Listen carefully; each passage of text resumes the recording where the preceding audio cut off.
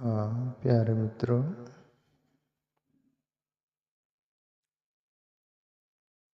पद है भजन संत मीराबाई का।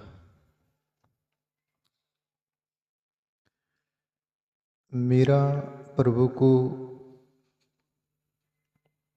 सर्वे सर्वा मान कर जीती थी, मानती थी।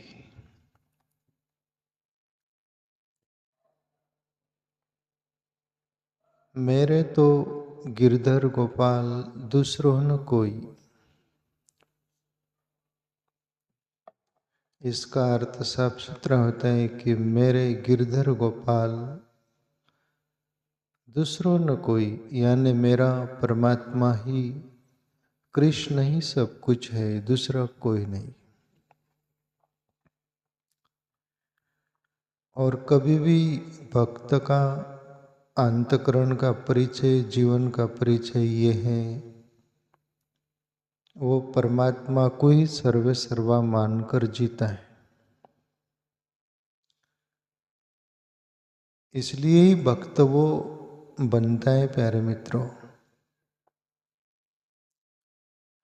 भक्त कभी आभक्त नहीं होता, भक्त ही बनकर रहता है, जीता है। मेरे तो गिरधर गोपाल दूसरों न कोई। और यदि दूसरा होगा ना जीवन में, तो फिर परमात्मा से वो लौ नहीं लगेंगी, वो लगन नहीं लगेंगी। साधारण सी बात, अपन किसी से बात कर रहे होते हैं और उसमें दूसरा कोई आ जाता है, उससे भी बात करना अपन चाहे तो खींचातानी होती ना, दुविधा पैदा होती ना। और एक से ही बातचीत कर रहे पूरे लगन से, तो फिर वो परफेक्ट बात होगी और उसका रिजल्ट साफ सुथरा। इसलिए मीराबाई दो टुक बोल रही कि मेरे तो गिरधर गोपाल दूसरो न कोई। रामायण की एक चौपाई याद आती है, मोरे दास नर करई परासा, करई तो कहूँ का मोह पर विश्वासा। प्रभु राम भी बोलते हैं कि मेरा भक्त हो और फिर दूसरों की आशा करता हो, दूसरों के सहारे जीता हो और दूसरों की आशा रखता हो, तो फिर मेरा भक्त कहाँ हो? मेरा भक्त तो मेरा ही होकर रहता है, मेरा ही होकर जीता है। ऐसे ही मीरा, जाके सिर मोर मुकुट मेरो पति सोई।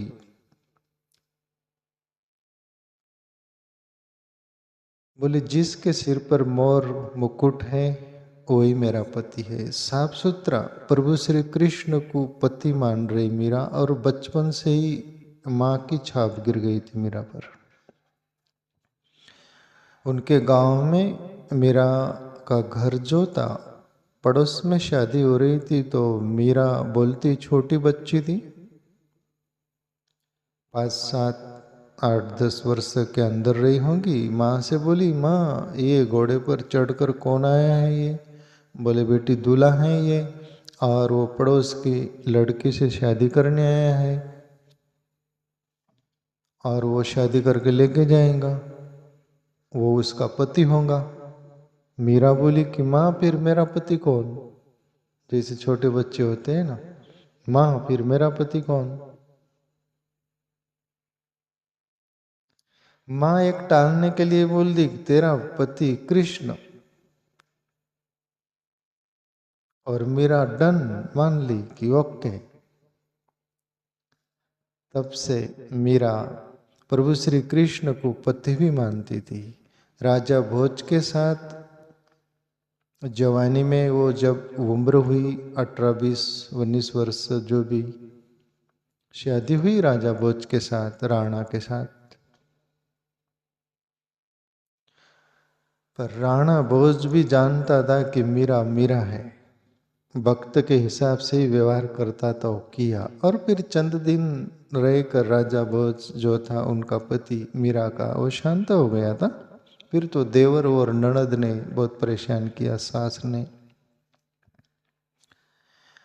प्रभु श्री कृष्ण को ही पति मानती थी प्यारे मित्र हो, इसलिए बोल रही जहां के सिर मोर मुकुट मेरो पति सोई।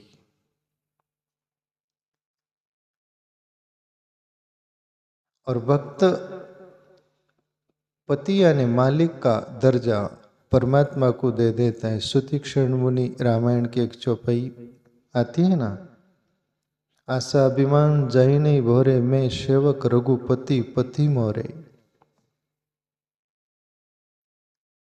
सर्वे सर्वा भक्त मानकर जीता है, परमात्मा मेरा सब कुछ है, ऐसा मेरा स्वाभिमान कभी न जाए। सुतीक्षण मुनि बोले, मीरा भी बोल रही, जाके सिर मोर मुकुट मेरो पति सोही, तात मात भ्रात बंधु आपनो न कोई।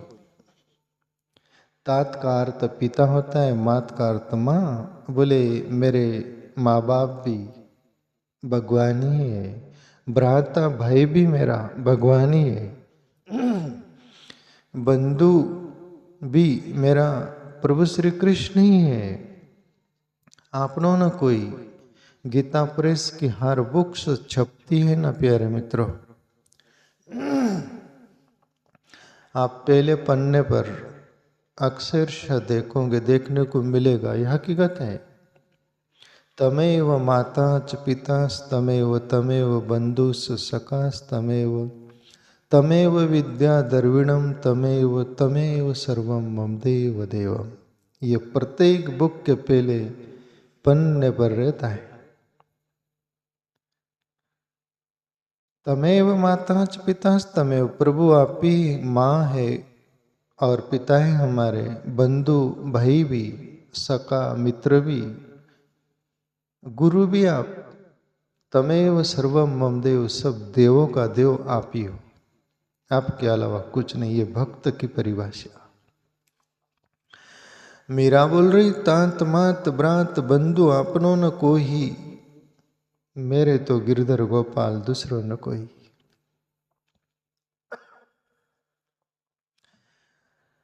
भगवान पर जो पूरे समर्पित होकर जो जीता है प्यारे मित्रों, एक दिन घटना घट जाती। प्रभु श्री कृष्ण गीता में बोले, अर्जुन तमेव शरणम गच्छ सर्वभावेन भारत, तत्प्रसादात्मराम शांति स्थानम प्रापेसि शाश्वतम।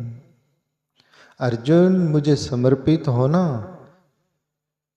एक दिन का भी अपने को बचाना नहीं है। तमेव शरणम गच्छ, सर्वभावेन भारत, है भारत, पूरे भाव से मुझे समर्पित हो जा, फिर घटना घट जाएंगी। और मेरा प्रभु श्री कृष्ण अर्जुन से बोल रहे, पर मीरा को प्रभु श्री कृष्ण नहीं बोल रहे, वो खुद ब खुद बोल रही है, मेरे प्रभु आप सब कुछ हो।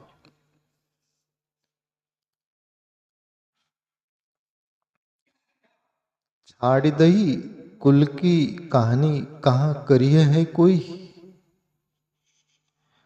और जो परमात्मा का हो जाता है ना, उसको कुल की कहानी, कुल का सब रीति रिवाज, कुल का सभी कुछ कल्चर जो होता है वो उसके लिए महत्व नहीं रखता।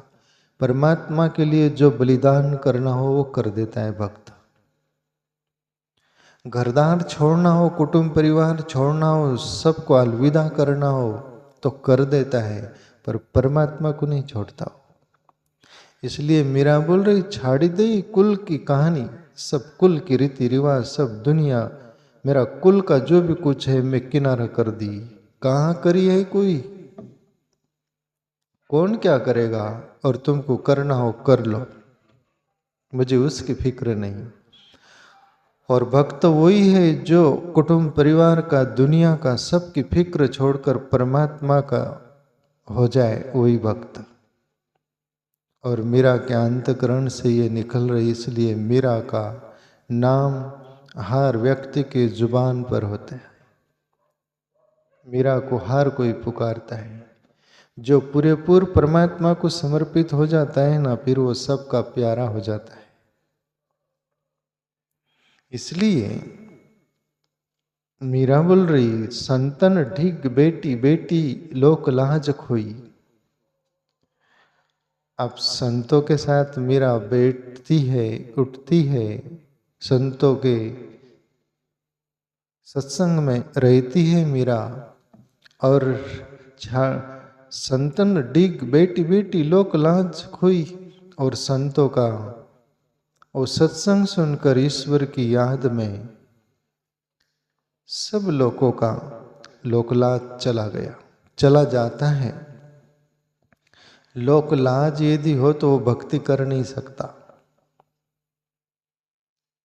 साधारण आप देखते हैं ना, कीर्तन भजन होता है, वहां पर भक्त नाचने लगता है। ये वो नाचते हैं दुनिया में जो लोगों को दिखाना भी चाहते, कैमरा में आने चाहते, ये एक डिपार्टमेंट ये भी है। पर वो दाम्भिकता हुई। पर भक्त जब नाचता है ना तो आंखें बंद कर लेता है और मग्न होकर नाच रहा है। मुझे कौन देख रहा है, मैं किसी के लिए नहीं नाच रहा है, मैं परमात्मा के लिए नाच रहा हूँ, मैं उसको रिंझाने के लिए नाच रहा हूँ। मुझे कोई देख रहा न देख रहा कोई फिक्र नहीं। सच्चा भक्त की आंखें बंद हो जाएंगी। और जो दाम्भिक होगा ना, लोगों को भी देखेगा, कैमरा तरफ देखेगा, आप समझ जाना ये भक्त नहीं। इसलिए मीरा संतों के संग बैठकर लोकलाज सब खो दी, छोड़ दी।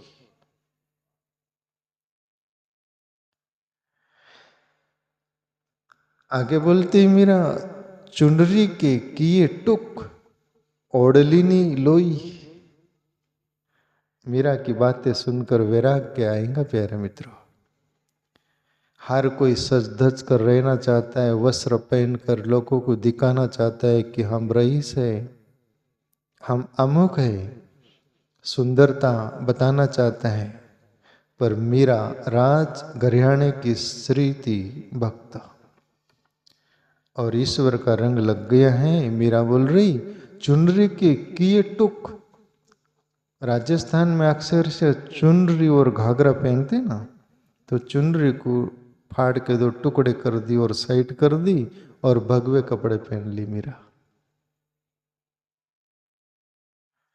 फिक्र नहीं कि कौन क्या बोलेगा। और ये परिचय है भक्त का प्यारे मित्रों। तुम्हारे अपने अंदर भक्ति पनपने लगती, पलने लगती, खिलने लगती है। वो फूल कमल ईश्वर की याद में आप रचे पचे रहने लग गए, वो रंग लग गए। जैसे एक पांडुरंग शास्त्री आठवले दादा का एक बुक में पढ़ा था, उसमें भजन वो मीरा के प्रति बोले थे, रंग लागा मुझे कन्हैया तेरा सकल जग फीका लगे। हे कन्हैया, हे प्रभु, तेरा रंग लग गया ना, अब पूरा जगत मुझे फीका लगता है। और पूरा जगत फीका लगे तभी परमात्मा का रंग लगता है। एक भजन में मीरा बोली ना, रंग ओढ़ू तो रंग चुवे, रंग बिरंगी होए, मैं तो ओढ़ू काली कामरी जा में दूजो न रंग लागे कोई। हे प्रभु, मैं वो रंग में रंगना चाहूंगी जो तेरा रंग हो, वो कभी छूटता ही नहीं, छूटेगा ही नहीं। बाहर के जितने भी रंग हो गए, मैं उस रंग में रंग भी जाऊं तो वो रंग तो निकल जाएगा देरा बेर, पर वैसा ही रंग दो मुझे। बोले जैसे काली कांबली होती है ना, वो मेंढी के बाल की होती है ना, वो बाल की होती है, उसका ओरिजिनल बाल केस होता है ना, उस पर कोई भी रंग पोत दो तो वो निकल जाता, पर वो ओरिजिनल निकलता है क्या? ऐसे ही प्रभु, हरी ना रंगों लाल न रंगों, अपने ही रंग में रंग दे चुनरिया, तेरे ही रंग में रंग दे, वो रंग कभी नहीं छूटे। रंग ओढ़ू तो रंग चुवे, रंग बिरंगी होए, मैं तो ओढ़ू काली काम बिजा में तुझो न रंग लगे कोई। परमात्मा के रंग में मेरा पूरे रंगा जाने के लिए तैयार है प्यारे मित्रों। इसलिए चुनरी के किए टुक ओढ़ लीनी लोई, भगवा कपड़ा पहन ली मीरा। आगे बोली मीरा, मोती मूंगे उतार बनमाला पोई। जो राज घराने में होते हैं ना, मोती की हार होती है, वो मूंगे कलर वाले सभी कुछ वो पहनते राजे महाराजों को घर में। मीरा को वो सब फीका लगने लग गए, वो उतार के साइड में रख दी और बनमाला पोई, और काष्ठ की लकड़ी की माला बनाकर गले में पहनती है। जब सात्विकता भक्ति आने लगती ना, तुम सादे सूदे कपड़े पहनने लगते होंगे। साधु लुंगी पहनता है, सिलाया हुआ कपड़ा नहीं, ये सब कुछ वो कहाँ पहनता है? सीधा सिंपली सादगी आने लगती है। ये उसका परिचय है। सादा सुधा रहना। मीरा का ये सब छूट गया, छोड़ दी मीरा।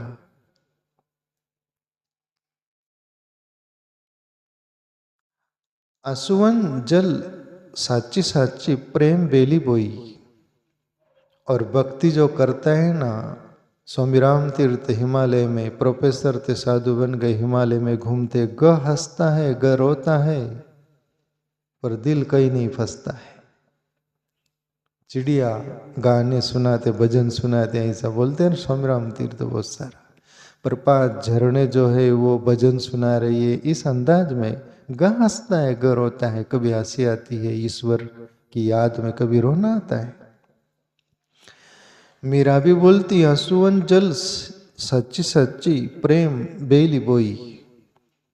बोले मैं आंसुओं से प्रेम की बेल बोई, यानी प्रेम की बीज बोया, और फिर वो बीज अंकुरित हुआ और बड़ी बेल फैलने लग गई, और बहुत बीज आने लग गए उसके, फिर बीज ही बीज हो जाएंगे। अंदर प्रेम पलने लग गया परमात्मा के प्रति, वो विराट होने लगता है। प्यारे मित्रों, अब तो बेल फैल गई आनंद फल होई। और फिर भक्ति की बेल इतनी फैलती है कि आनंद उसके रंग में रंगने लगते हैं। मीरा के सानिध्य में जो आ जाता है वो रंग, चुनरी रंग जाती है।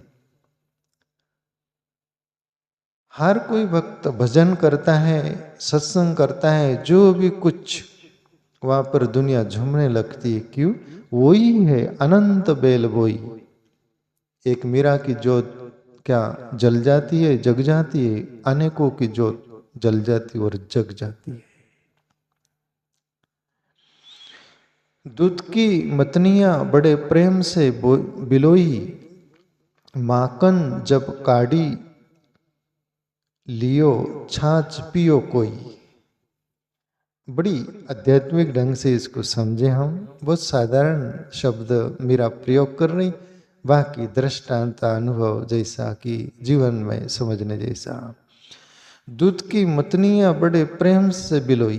अभी जैसे दूध होता है उसको गर्म करो, ठंडा करो, दही जमाओ, और फिर हो गई दही तो उसको मतनी से मतो, फिर छाछ एक तरफ हो जाता है, माखन एक तरफ हो जाता है, माखन घी हो जाता है, वो छाछ एक तरफ हो जाता है। मीरा ये बोल रही, क्या बोल रही? दूध की मतनियां बड़े प्रेम से बिलोही, माखन जब काढ़ी लियो छाछ पियो कोई। और बस मैंने भक्ति की, आत्मचिंतन किया, प्रभु को पुकारा और उसकी प्राप्ति मुझे हो गई। नहीं हुई तो हो जाएगी। और फिर जो भक्ति की श्वास फैलेंगी, गंध फैलेंगी, वो छाछ के रूप में दुनिया पिएंगी। मैं तो माखन की तरह परमात्मा को चुन ली, निकाल ली, उसकी प्राप्ति हो गई। हो जाएंगी नहीं हुई तो। पर दुनिया के लिए आज मीरा के पथ पर लोग पैसे कमा रहे गा गा कर भजन। कबीर के भजन पर इन्होंने माखन चुन लिया, ये जीवन को मता। दूध की तरह इसकी क्रिया प्रक्रिया से गुजरा जीवन, और माखन की तरह परमात्मा निकला। और उनकी जो वाणी अनुभव, ये दुनिया में छाछ की तरह ही है। सब दुनिया वेद व्यास ऋषि का शास्त्र पढ़कर लोग कथा कीर्तन कर रहे, पैसे कमा रहे। तुकाराम बाबा, ज्ञानेश्वर, मीरा, कबीर, नानक, दुनिया भर के सभी ये छाछ की तरह ही है, छाछ में तर रहे। पर इन संतों की बातें यदि दिल से सुन लिए और जीवन में उतार कर उन अनुभव में उतर गए तो अपना भी अनुभव मीरा कबीर का हो जाएगा। फिर भी छाछ पीकर वो जो भैंस का जो पालडा बोलते हैं ना, बछड़ा तर्र रहता है कि नहीं, ऐसे ही उनकी वाणी सुनकर, सत्संग सुनकर हम भी तर्र रहते कि नहीं। कम से कम छाछ तो, भले माखन नहीं मिला, दूध नहीं मिला, छाछ में भी पावर रहती। क्यों? अनुभव से आया है। इसलिए मीरा बोल रही, आगे बोली मीरा, भगति दे की राजी हुई, जगत दे की रोही। बोले ये दुनिया में भक्तिवान लोगों को मैं देखती हूँ, जिसको बोलते भक्त, उनको देखकर हृदय भर आता है कि ये मेरे जाति वाले हैं, यानी भक्ति भाव वाले, जाति मात नहीं वहां। भगति दे की राजी हुई, जगत दे की रोई। और जो परमात्मा से विमुख है, नास्तिकता की ओर अग्रसर हो रहे, उनको देखकर रोना आता है। काश तुम भी भक्ति कर लेते, भक्ति मार्ग से चले होते, तो तुम्हारी भी चादर रंग गई होती। भक्ति दे की राजी हुई, जगत दे की रोई। इसलिए ही संत भक्त पुकारते रहते हैं कि हमें भी गढ़ लो, तुम्हें भी गढ़ाना। ये जीवन को हमने गढ़ कर ईश्वर को पाया है अनुभव, तुम भी पालो, पा सकते हो। एक कैपेसिटी तुम में भी है। हमको देखकर तुम्हें अंदाज लग जाए, आ जाए, तुम्हारी प्यास जग जाए। भगति दे की राज हुई, जगत दे की रोही। दासी मीरा लाल गिरधर, ताते आब मोई।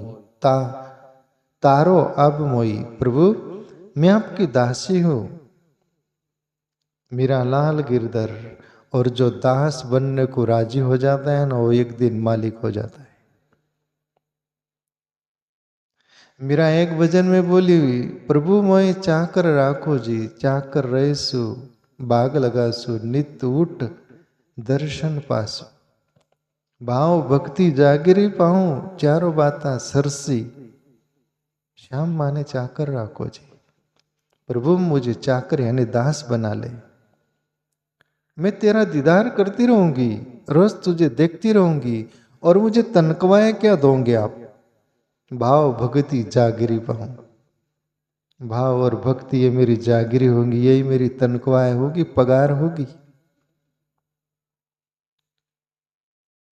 दासी मीरा लाल गिरधर, तारो आब मोई। प्रभु जैसे सूरदास भी एक जगह बोले, आपके बैर मोई पार उतारो, नहीं पन जात टरो। एक जीव एक ब्रह्म का हवे। प्रभु आप ब्रह्म हो, मैं जीव हूं, पर आपकी बार मुझे इस जगत रूपी भवसागर से तार लो। मीरा भी बोल रही, प्रभु आप मुझे तार लो।